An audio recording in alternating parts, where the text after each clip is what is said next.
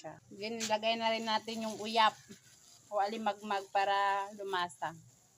Yung sahog lang niya, simple. So, instead of asin yung gamitin natin, ito na lang bagoong or ginamos. Ito kasi yung kadalasan lang itimpla dito pag sa gulay talaga.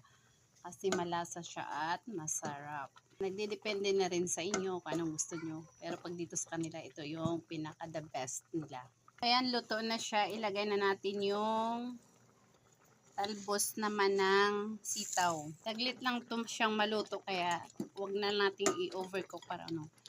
Kaya ang simpleng gulay, kayang-kayang pasarapin basta samahan natin ng pagmamahal. So, thank you for watching guys and don't forget to like and share para updated kayo.